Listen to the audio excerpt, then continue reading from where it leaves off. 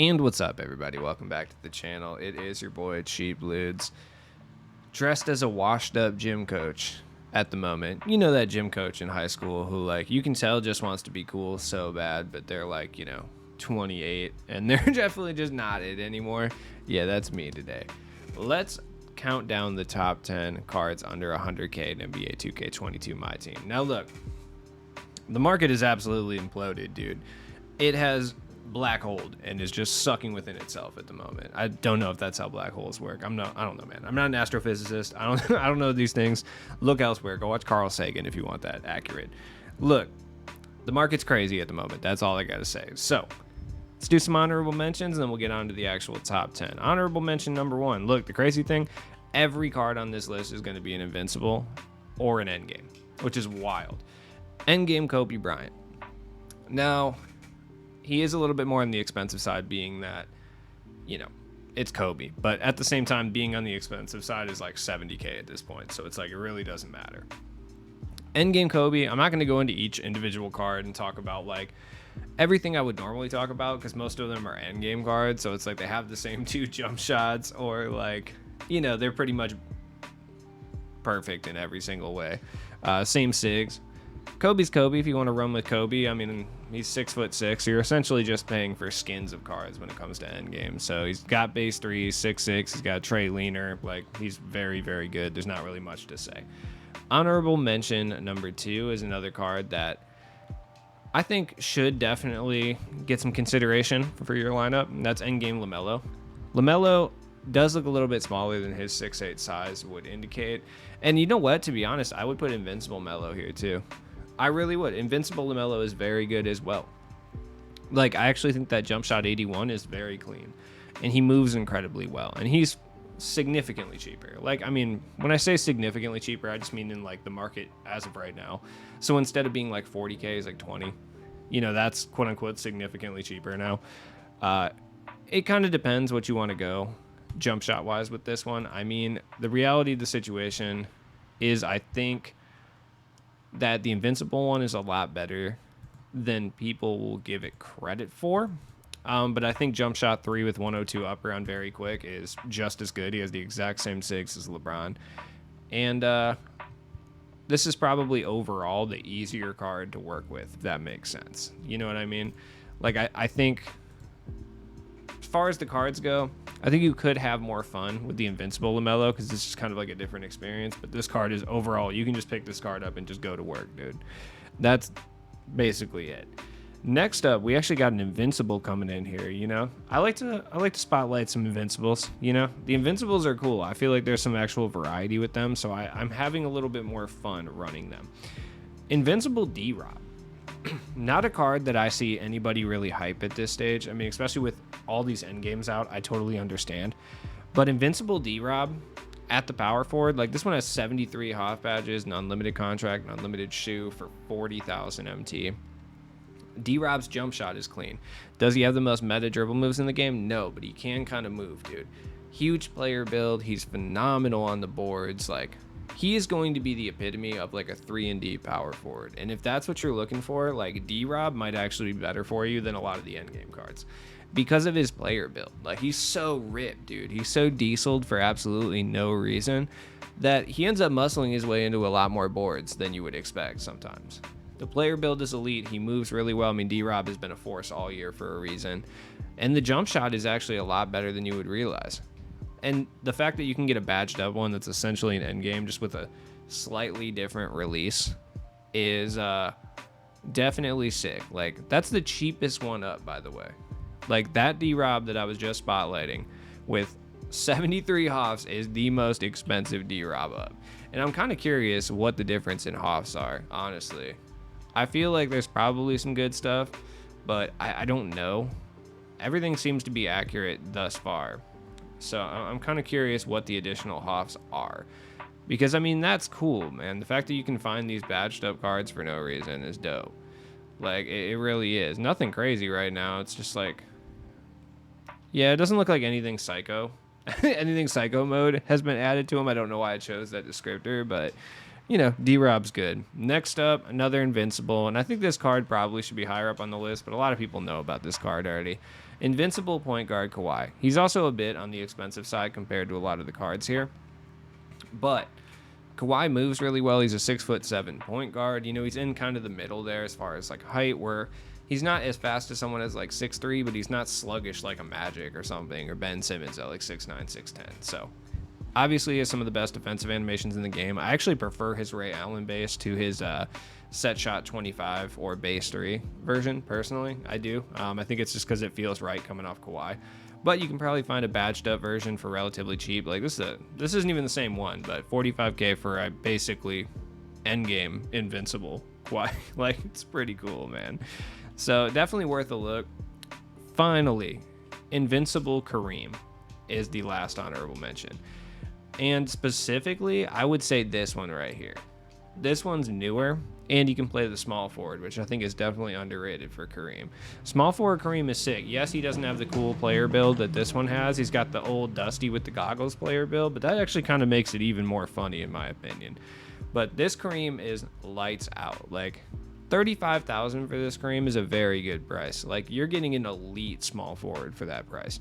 The Kareem jumper, that jump shot 21, is good. Not really much he needs in the way of like badge upgrades. Like Chef is kind of the only thing that you really need to upgrade him, which he can cook, dude. Circus 3s for sure too, but Kareem's nasty. Like, he's absolutely worth a pickup. I actually personally, at least on current gen, I think Invincible Kareem is better than Endgame Kareem. Not the point guard Endgame Kareem, but the power forward center one, I think. Yeah, the other one, the one with set shot 25. Set shot 25, Kareem cannot shoot corner threes on current gen. Just know that. First card on the list, number 10, Paul George. I know, surprising. I'm not usually the biggest Paul George guy in the world, but this card has changed me. I'm a believer. Paul George, phenomenal. The Paul George base is great. Like, bought this card for like 30K MT. One of the best small forwards in the game. 6'9", he can play the small forward or the 2 guard, whichever you really want him to play. The jump shot's elite. He moves well. Defense is elite. His player build is huge. No negatives to run in this card. You might actually be surprised. You might like this card a lot more than some of the endgame guys. Like, I'm dead serious. I know it's tempting to grab like Kawhi or T-Mac or anything of that nature. By the way, I don't have Kawhi on this list, so I would say endgame Kawhi is with Invincible Kawhi on the list, or on the honorable mentions. It doesn't really matter, whatever Kawhi, just Kawhi in general. But Paul George will surprise you. Number 9, another card I'm not going to talk about a lot because he's an endgame card. It's not really much to say here. Endgame Ben Simmons. I mean, I don't really think that Invincible Ben Simmons should be here, and the reason I say that is just because I don't really like the jump shot. It's a little bit slow. This card is very expensive for sure. He moves kind of sluggish. I'll be the first to tell you that, but he's huge, dude. Like, he's one of the best defensive guys in the game. You could stop whoever your opponent is running at point guard with Ben Simmons.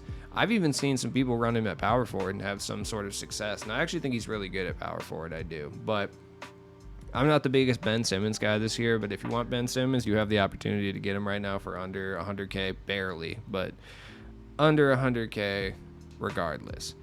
Next up, number 8. Not the biggest fan of this card, but Kevin Durant. Once again, Kevin Durant has issues shooting set shot 25 corner threes because he's huge, obviously.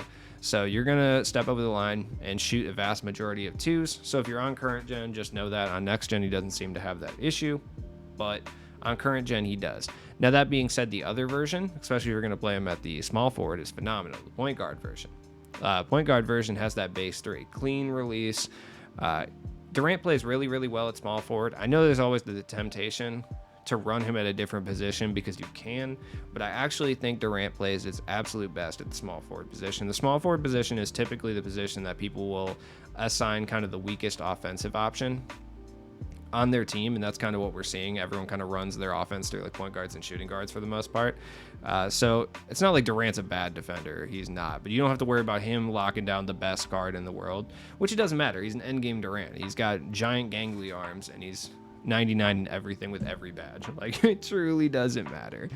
Number 7. I mean, I don't even know if I would rank this dude higher than Durant. I don't think it matters. LeBron.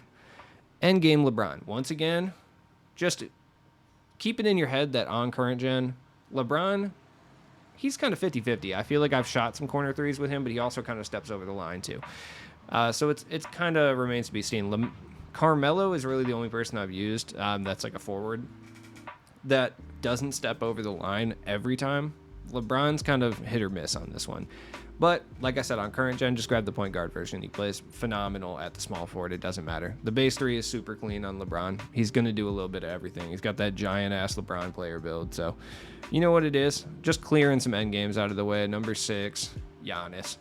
Once again, if you can, I know he doesn't play the small forward, but I do. Obviously, Giannis is another guy that's going to step over the line every single time on current gen. On next gen, absolutely crack this one, dude. Grab this one for sure. He does move kind of sluggish. Like, Giannis hasn't really, like, movement-wise improved probably since his very first Dark Matters. Like, I don't think he has. He always kind of moves the same.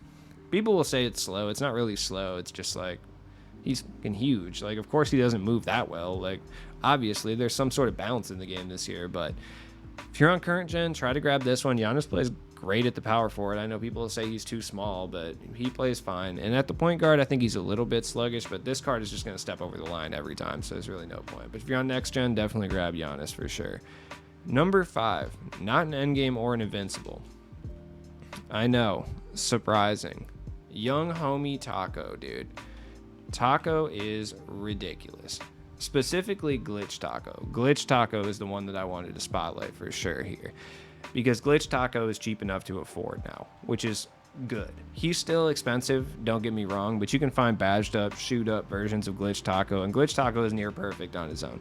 Like, this card is basically invincible Tacko, basically. Like, I think the dribble moves are a little bit different, but like, who cares? You're not supposed to dribble guy with Tacko. Like, Tacko is there to grab rebounds, be huge, and hit open threes, and all of those things he does at the top of his class. Straight up, there is no card in the game besides maybe Mark Eaton that's better at grabbing rebounds. None. Tacko will absolutely slay the boards every single time. He's huge. Majority of cards, if your opponent isn't running Tacko, it's actually going to be difficult for him to even contest Tacko half the time. So, I mean, Tacko is Tacko. We all know how good Tacko is, and this one's right here for the taking, man. Number 4. This card's only as high as it is because I feel like people don't hype it for some reason, and I'm kind of confused, and I don't understand why, and that's Endgame Kristaps. I would say Invincible Kristaps is here too, because I think the Brook Lopez base isn't bad. Endgame is better. Obviously, he has that base 3, but I think a lot of the reason you don't see content creators hyping Kristaps is a vast majority of them play on next gen. I don't know if you've noticed this, majority of content creators will be playing on next gen, so like their review on certain cards is going to be skewed due to the fact that they're on next gen, right? I'm on current gen, so I can see how good Kristaps really is. Like, it's crazy. Like, does Kristaps look like a 1940s German science experiment? Yes, he does. Does he hoop at a premier level? Absolutely, dude. 7'3", 240. He can move. He's got base 3. He's just low enough weight-wise where he can trigger a bunch of behind-the-back dribble moves, which is cool. 7'3". People will say he's small. He's not. He can grab boards just fine. He is a perfect power forward on current gen. I think base 3 is fine on next gen too. It's just not quite as good at set shot 25 as people say. I don't think it really matters, honestly, but you should look into Kristaps. I mean, really, you can get him for like 30K, and that's an elite power forward for 30K, straight up. Oh boy, number 3. Come on, it couldn't be anyone else. It's my boy, dude. It's Tracy McGrady, of course. Like I said, if you're on current gen, grab the point guard version. If you're on next gen, grab the set shot 25. If you're playing Tracy McGrady set shot 25 version shooting guard, it doesn't matter. He doesn't really step over the line like that, so you can run him just fine. But he will on the corners, unfortunately, but they're about the same price, so I would just grab this one. Honestly, there's no point in playing him at small forward anyway, unless you really like set shot 25. But T-Mac's nasty. I mean, he's got the T-Mac player build. I still feel like the Trey Burke base is better. But the problem is all his Trey Burke cards have Wiggins behind the back. So it's like he can't really move as well as you would want him to, which is unfortunate. So that's why I would probably go for the endgame version. But just know if this endgame card and the Invincible card had the same dribble sigs but different jump shots, I would be running the Invincible. There's no question about it. So just know that. Number 2. Actually, a pair of Invincible cards. I know, shocking. Invincible Luka is number 2. Invincible Luka on next gen is one of the most overpowered cards in the game, for sure. If you're on current gen, you're going to want to grab the endgame Luka, if you can, point guard endgame, because he's really good with the base 3 too. But I don't think he's really outright better than like T-Mac at point guard, or even like LeBron or any of those guys, even like LaMelo. I don't necessarily think he's better than any of those guys on current gen, but on next gen with that Luka base, he absolutely is. And the fact that you can get this card for like 30K is wild. Like, this is insane. Like, for sure, dude, it's absolute insanity. Definitely pick him up if you're on next gen for this price. He's like 20K more than the Mystic one. I know there's not a huge difference, but like, doesn't it just feel better to have the Invincible one? It does. I know it's stupid, but it really does.